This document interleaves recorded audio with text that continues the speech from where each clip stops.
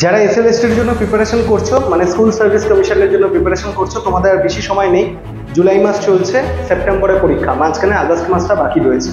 তো তোমাদের একটা কথা আমি বলছি, মানে তোমরা একদম মন দিয়ে সেটা শোনার চেষ্টা করো। যখন কম সময় থাকে, মানুষ প্রেশারে এসে অনেক ভুলভাল কাজ করে, যে এই কম সময় আমি কী পড়বো, কতটা পড়বো, কীভাবে পড়বো।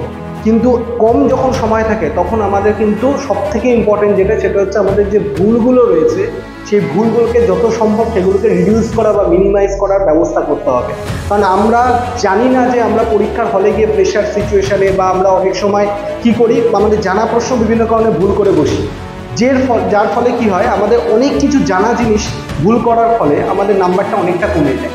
এই জানা প্রশ্ন যত সম্ভব কম ভুল করা যাতে যায়, তার জন্য আমাদের এখন থেকে প্র্যাকটিস করতে হবে। যত বেশি সম্ভব এমসিকিউ প্র্যাকটিস করতে হবে, সেগুলোকে ধরে ধরে অ্যানালিসিস করতে হবে এবং দেখতে হবে যে কোন জায়গায় বেশি ভুল হচ্ছে, কোন জায়গায় কম ভুল হচ্ছে।